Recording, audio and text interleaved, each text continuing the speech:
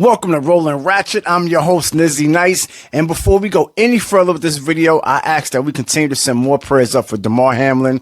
He's out of the hospital. He's back with his team now, but he still may have a long road for his recovery. So in today's video, we are talking about violence in sports and why we love it. You know, when I'm chilling with the fellas and we watching a football game and we see a big hit, we jumping up off the couch, oohing and ahhing, because for whatever reason, as men, we like to see that. Now, I can't speak for women because I'm not a woman, so I guess I'm going to have to ask a woman if they like seeing violent collisions too. However, I can damn sure tell you, men, we love seeing it, which makes me question our psychology. Like, why do we like violence in sports? If two men got into a fight in the street and the cops came, those two men would probably go to jail. Yet if those two men get into the octagon, they can beat each other bloody. And not only is it legal, they can also be paid millions of dollars to do so.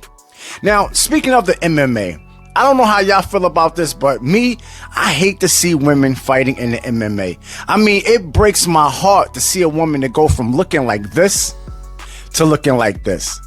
Now, I'm all for women's rights, but I feel like no woman has any business looking like this. And if it was up to me, no women would be able to fight in the MMA. Women's boxing, okay, cool, but women fighting in MMA, hell no. You can call me a chauvinist, you can call me old school, sorry, not sorry.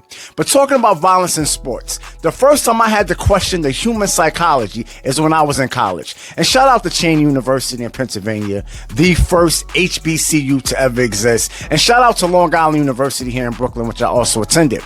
But when I was attending LIU here in Brooklyn, I was working at Madison Square Garden. And I'm not a hockey fan by no stretch of the imagination, but on this particular night, I heard the crowd roaring, so I took a peek into the arena just out of curiosity to see what was going on. And I seen two hockey players standing in the middle of the ice, gloves off, fighting like two dudes in the streets. And the refs was just standing there letting them fight. And I look in the crowd and I seen adults with their kids. And they all screaming and cheering this on. And I remember thinking to myself, what kind of message does that send to the kids? And to this day, you can't fight in any other team sport except hockey. If you fight in basketball, football, baseball, you getting suspended and fined. But in hockey, they will let you catch a fade like you in the hood. But back to football. Football is the most violent sport that exists. Yes, boxing and MMA is also violent, but in those sports, you're fighting one person who weighs the same as you. But in football, you can be hit by 3 or 4 dudes at the same time. And these are grown-ass men running full speed before they hit you. And I've played football, so I can tell you, you don't feel those hits right away because your adrenaline during the game is so high. But that next morning, when you wake up, your body feel like you fell off a cliff. You don't even want to get out the bed because every time you move, something else hurts. And I know some people will say, but in football, they're wearing equipment. Let me explain to you what wearing equipment is like. Imagine you get into a car and you put on a seatbelt. And then I get into another car and I put on a seatbelt. And then we crash head on. Even though the car would serve as some layer of protection, we both still gonna be hurt. And football players do this over and over. So that's like 30 car crashes in one game. And let's talk about the helmet. The helmet will stop you from cracking your skull, but a helmet will not stop your brain from being damaged. Because anytime the brain is shaken, it could be damaged. To this day, I still can't believe that back in like the 1930s, when I used to play football, they played with these leather helmets and no face masks. And believe it or not, I think it was less injuries back then because dudes were not as fast and as strong as they are today. Now, football today is at the safest it's ever been. When you think about the hits that used to happen,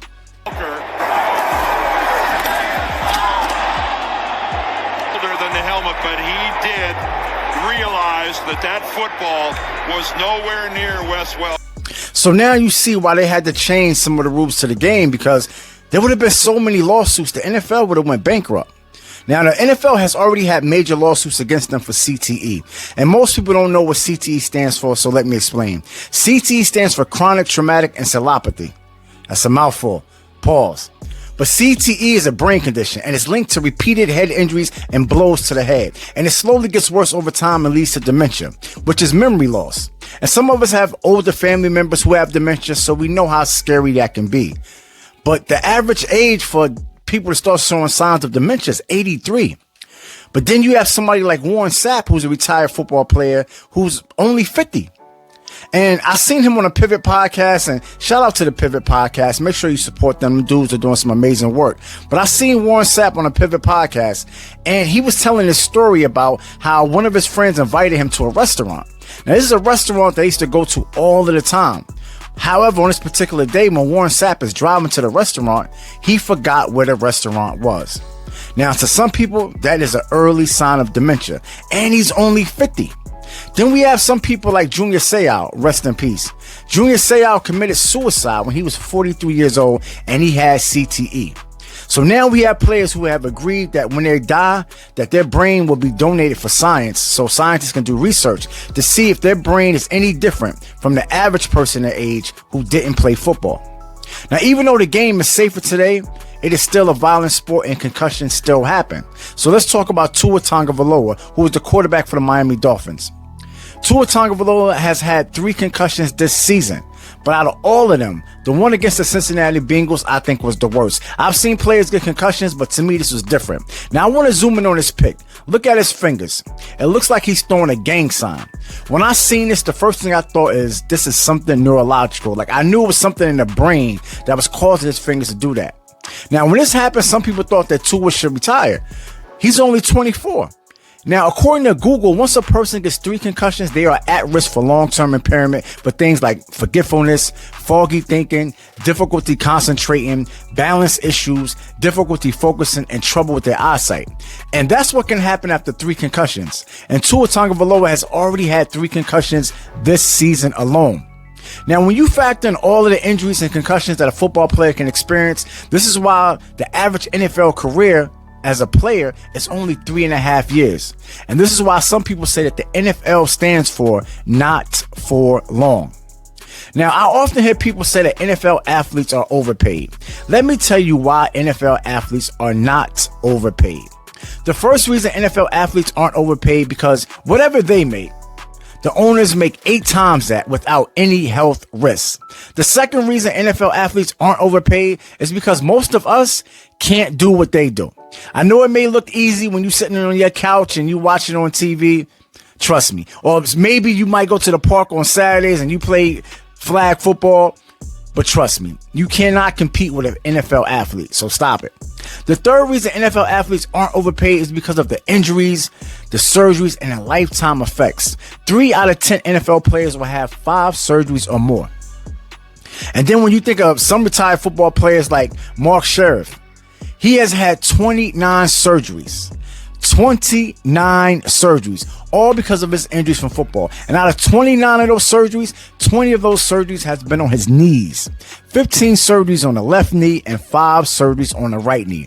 How can you put a price on that? If someone asked you how much they would have to pay you to operate on your body 29 times, what would the price be? There is no price for that. And if you notice, a lot of NFL players and football players in general, they get knee surgery. And the reason why is because when God designed our bodies, he did not design our bodies to run full speed in one direction, stop and run full speed in another direction. If you do that enough times, you're going to tear something in your knee. And Odell Beckham Jr. is a perfect example of this.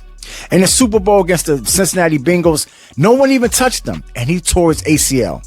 That's because you know how fast Odell Beckham runs. So for him to run full speed, stop, and plant his foot and make that cut, it was a wrap. Now, I know the NFL is always under fire for not protecting its players, but when we think of what happened to Damar Hamlin in that Monday night game, we have to give the NFL a lot of credit for saving Damar Hamlin's life.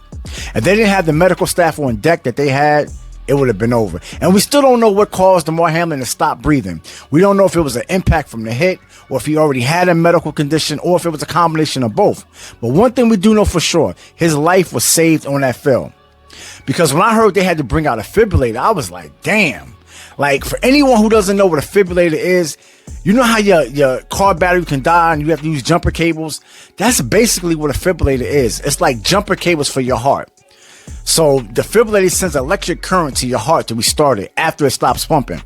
Now, let's talk about CPR for a minute, because I ain't gonna front. I'm a person, I never thought CPR worked.